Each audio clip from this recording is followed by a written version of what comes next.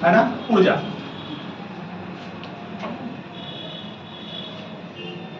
यह ऊर्जा क्या है? ऊर्जा में और शक्ति में अंतर है, दोनों के अलग अलग।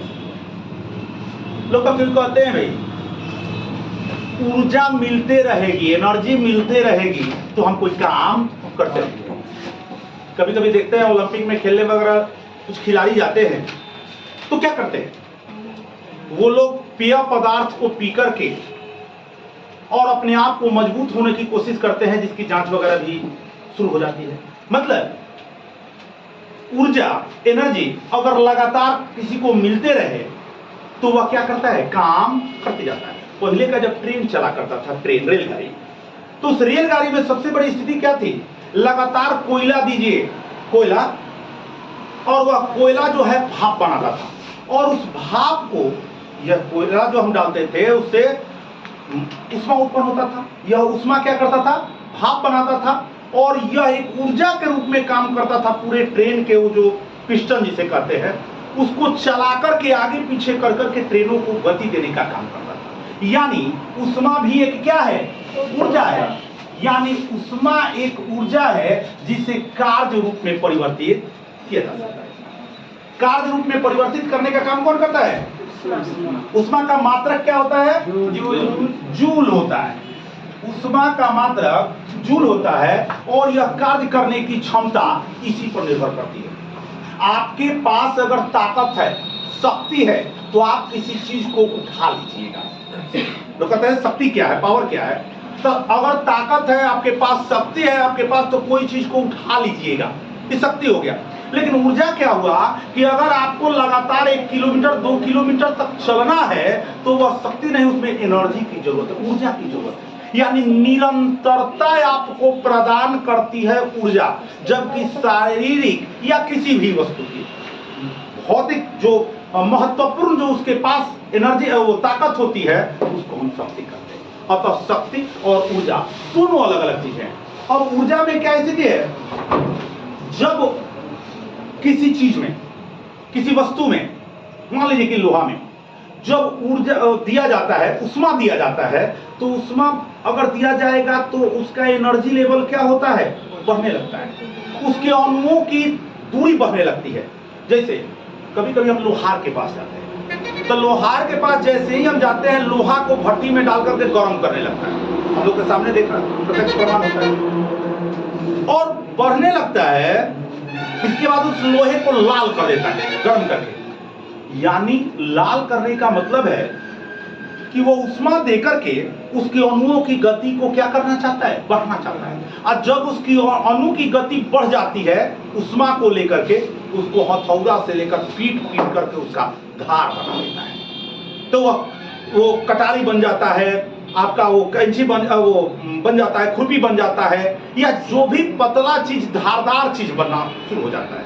इसका मतलब है कि उष्मा ऊर्जा को संचालित और लगातार प्रोत्साहित, लगातार आगे बढ़ाने का भी काम किया करता है। पानी का टेम्परेचर 4 डिग्री सेल्सियस अगर इसमें उष्मा यहाँ पे रहता है, 4 डिग्री सेल्सियस पर पानी का घनत्व सबसे घन, यानी इकट्ठा सबसे ज्यादा पानी का घनत्व कितने डिग्री पर होता है, 4 डिग्री सेल्सियस पर हुआ करता है। अगर पानी का घनत्व 4 डिग्री से नीचे 0 डिग्री पर आ जाए तो बर्फ बन जाएगा। और आप जानते हैं ना, पानी पर बर्फ क्या होता है, तैरने लगता है। तो तैरने का सीधा मतलब है कि पानी ज्यादा घन है और बर्फ कम घन है, तो ज्यादा घन वाला कम घन बर्फ को नीचे जाने नहीं देगा। और तो 4 डिग्री से नीचे भी अगर पानी आता है, टेम्परेचर उसका कम होता है, तो भी वह क्या होगा, उसका घनत्व क्या होगा, कम होगा। और 4 डिग्री सेल्सियस से अगर ऊपर भी पानी अगर जाता है तो भी उसका जो घन था वो क्या होगा, कम होगा। तो सबसे ज्यादा डेंसिटी, सबसे ज्यादा घनत्व पानी का कितने डिग्री पर होता है, 4 डिग्री पर होता है। अब कैलोरी क्या है, कैलोरी किसे कहते हैं भाई, कैलोरी, हाँ, 1 ग्राम पानी, 1 ग्राम पानी को, 1 ग्राम जल को 1 डिग्री सेल्सियस टेम्परेचर बढ़ाने में 1 ग्राम पानी को 1 डिग्री सेल्सियस टेम्परेचर बढ़ाने में जो ऊर्जा लगती है, जो उष्मा लगती है, उसको क्या कहते हैं? जो भी उष्मा लगेगी उसको क्या कहेंगे हम? उसको कैलोरी कहेंगे। दूसरा आता है ताप। ताप, या ताप क्या होता है? ताप जिसका उष्मीय क्या हो, तापांतर हो, यानी एक जगह से दूसरे जगह जाए। जैसे कैसे हम कहें, लोहा अगर हम गर्म, लोहा नहीं, आप लोग चाय बनाते हैं केतली में, तो जब एक जगह गर्म करते हैं केतली को, तो आपके हाथ की डंडी भी थोड़ी थोड़ी सी गर्म होनी शुरू हो जाती है। तो ताप क्या करता है? जिस उष्मीय ऊर्जा का स्थानांतरण हो, उसे क्या कहेंगे? जिस उष्मीय ऊर्जा का स्थानांतरण, स्थान बदले, स्थान का बदलने की स्थिति हो, उसको हम क्या कहते हैं? टेम्परेचर। एक आता है आपका हिमांक, जिसे हम लोग कहते हैं आइस पॉइंट। हिमांक, यह हिमांक क्या है? आइस पॉइंट क्या है? यह है वैसा पॉइंट जब जल जो है, पानी जो है, बर्फ में बदलता है। तो 0 डिग्री एक ऐसा है हिमांक, हिम का अंक। 0 डिग्री एक ऐसा अंक है जो पानी को हिम में, और 0 डिग्री से जैसे नीचे उतरता है वैसे बर्फ को फिर से पानी में। तो जब बर्फ जो है 0 डिग्री, यानी टेम्परेचर आप कम किए हैं, 4 डिग्री था, 3 डिग्री, 2 डिग्री, 1 डिग्री, 0 डिग्री, तो जब 0 डिग्री जाने लगा तो यह पानी किसमें तब्दील हो जाएगा? बर्फ में तब्दील हो जाएगा। तो हिमांक बिंदु यानी वह बिंदु जहां से हिम बनना शुरू होता है, उसको हिमांक बिंदु कहते हैं। हिम बनना शुरू होता है तो हिमांक बिंदु कितना डिग्री होता है? 0 डिग्री। एक होता है परम शून्यता। परम शून्यताप क्या है? एब्सोल्यूट जीरो, जिसे हम लोग कहते हैं। परम शून्यताप का मतलब होता है, परम माने सबसे ज्यादा, और शून्य माने सबसे नीचे। सबसे नीचे टेम्परेचर कितना किया जा सकता है? मान लीजिए कि आप, हम लोग कहते हैं वो देखते हैं कि सियाचिन ग्लेशियर में -20 डिग्री, -22 डिग्री, 25 डिग्री टेम्परेचर हो जाता है, जबकि हिम कितने पर बनता है? 0 डिग्री। और 0 डिग्री से -20 पर जाएगा तो वहां सारा पानी और सब कुछ क्या हो जाता है? बर्फ जमा रहता है, जमा रहेगा।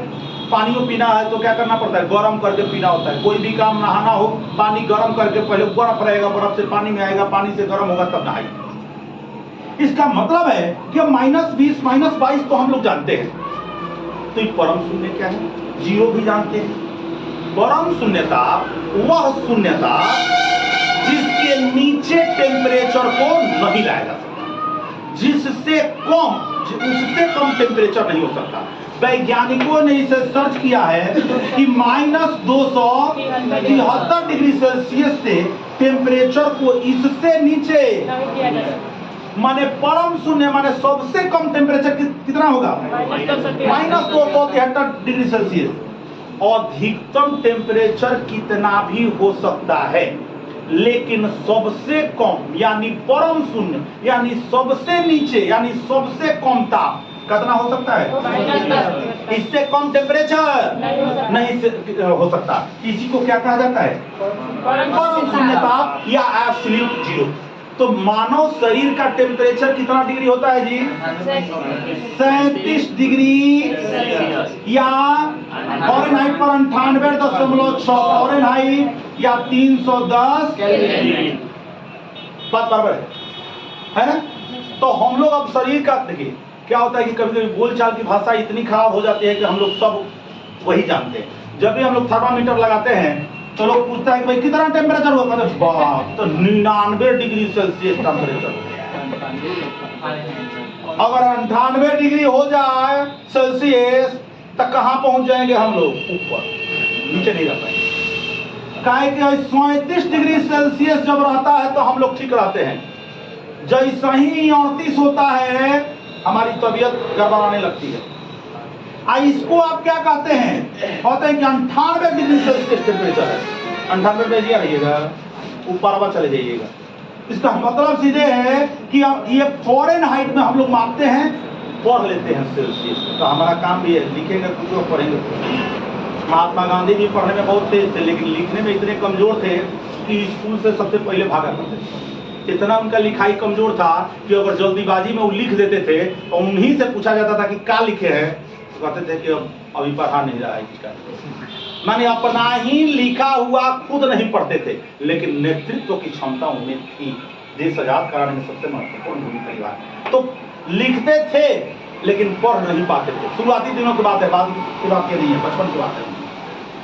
तो टेम्परेचर फ़ारेनहाइट में मापा जाता है और वह फ़ारेनहाइट 98.6 होता है।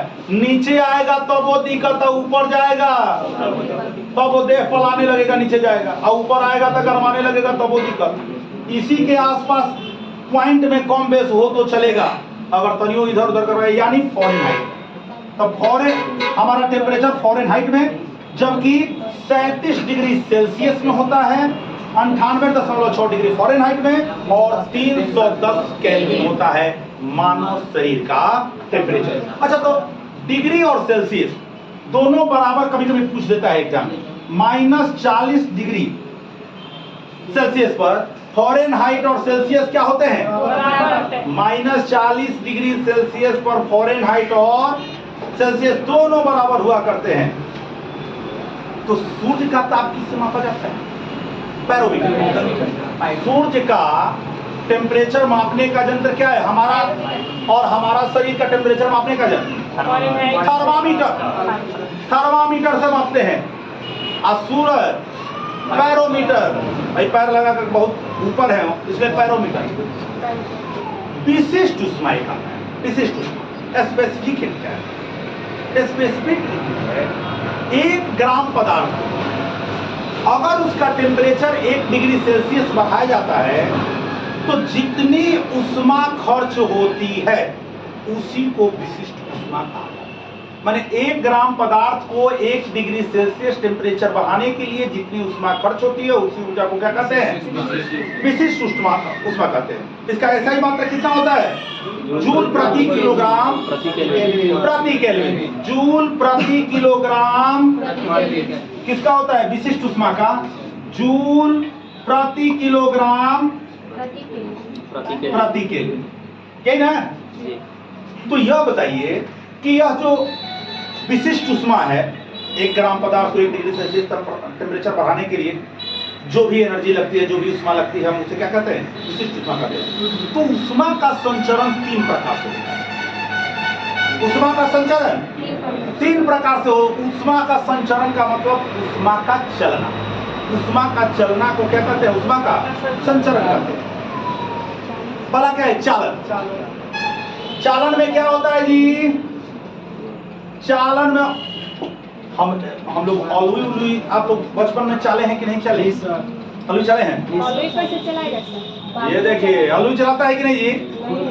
अलुई चलाता है। आप लोग आटा चालते हैं, को मैदा चालते हैं, अलुई चलाता है। जब अलुई कोरा जाता है तो वो खुरपी लेके पिछवा से जो कोर कोर करके निकालता है उसी को क्या कहते हैं? अलुई चालना कहते हैं। इसीलिए मैं कहता हूँ कि खेती में भी आप लोग रहिए तो यह जमीने पर ना होगा जी चालन। तो यह चालन ऊष्मा का स्थानांतरण, ऊष्मा का चलना, एक स्थान से यदि दूसरे स्थान की तरफ अगर होता है, स्थान से स्थान परिवर्तन, तो उसे चालन। स्थान से स्थान का परिवर्तन क्या कहते हैं? चालन। तो फिर संवहन किसे कहते हैं? द्रव के पार्ट्स को, द्रव के गर्म होकर के ऊपर उठना। जैसे नीचे से आप लोग एनर्जी देते हैं, ऊष्मा देते हैं, तो वह जब ऊर्जा लेकर के गर्म होकर के आप देखिएगा जब खौलता है तो नीचवा से ऊपर और ऊपरवा से नीचे। आपको क्या लगता है कि खाली नीचवे से ऊपरवा आ रहा है? तो नीचवा से खाली ऊपरवा आता तो बाहर गिरने नहीं लगता। नीचवा से ऊपरवा बार आ रहा है तो ऊपरवा वाला ठंडा द्रव नीचे जा रहा है, ऊपर वाला ठंडा नीचे जा रहा है और नीचे वाला गर्म, तभी तो खौलता है। हम लोग कहते हैं उसको खौलना, बॉयल होना। इसका मतलब है कि संवहन क्रिया के द्वारा द्रवों का नीचे से गर्म होना, ऊष्मा लेकर के गर्म होना और फिर ऊपरी पदार्थ को ठंडा को लेकर के नीचे आ जाना, यही तो संवहन में होता है। हमारे रेफ्रिजरेटर वगैरह में इसी चीजों का तो प्रयोग किया जाता है, जो नीचे से तो गर्म हवा, ठंडी हवाएं नीचे आ जाती है। आप लोग देखिएगा ना, प्रशीतक में, रेफ्रिजरेटर में क्या लगाया जाता है? ऊपरवा ठंडा। फ्रीजर कहाँ रहता है? ऊपर रहता है। फ्रिज माने जमने वाला, माने बर्फ पूरफ जमा रहे हैं तो कहाँ रहता है? ऊपर। तो ऊपर जब ठंडा हो जाएगा तो क्या हो जाएगा? खुद ब खुद नीचे आएगा ठंडा चीज। और नीचवा जो गर्म हवा हुआ है, तो नीचवा वाला जब जगह तो कैप्चर कर लिया ठंडा वाला, तो गर्म का फिर क्या होगा? ऊपर। तो फिर ऊपरवा वाला नीचे, नीचे वाला ऊपर, अब सब थोड़े देर में क्या होता है? बस फ्रिज पूरा क्या होता है? ठंडा हो जाता है। यह संवहन प्रक्रिया का तो उदाहरण है। यह संवहन प्रक्रिया का उदाहरण है। जब हवाएं ठंडी होगी तो नीचे जाएगी, और जब गर्म होगी तो ऊपर वाली गर्म हवाएं नीचे, और नीचे वाली ठंडी हवाएं ऊपर। यही संवहन की प्रक्रिया है। दूसरा क्या है? विकिरण। बिना किसी माध्यम के सीधे सीधे गर्म कर देना। ऊष्मा दिया जा रहा है, अब बिना कोई माध्यम न हो सीधे गर्म कर दे। जैसे सूर्य का प्रकाश पृथ्वी पर पड़ रहा है, वायुमंडल अगर न रहे तो सीधे पृथ्वी को आकर के गर्म कर देगा, माध्यम की जरूरत नहीं है। लेकिन बीच में माध्यम अगर हवा, वायुमंडल अगर मिल जाता है तो सूरज क्या करता है? उसको भी गर्म कर देता है। लेकिन क्या वायुमंडल के गर्म होने से पृथ्वी गर्म होती है? कदापि नहीं। वायुमंडल अपना अलग गर्म होता है, और सूर्य का आया हुआ प्रकाश सीधे पृथ्वी को गर्म करता है। यानी विकिरण द्वारा किसी वस्तु को, किसी जगह को गर्म करने के लिए माध्यम की आवश्यकता नहीं होती है। बिना माध्यम के गर्म। अब बीच में वायुमंडल पर गया तो भी गर्म हो गया, नहीं पड़ रहा है, यानी ऊष्मा संचरण की कई गो विधि? कौन कौन? चालन, संवहन और आज फिजिक्स को यही पढ़ोगे कि किरचॉफ का नियम भी चले।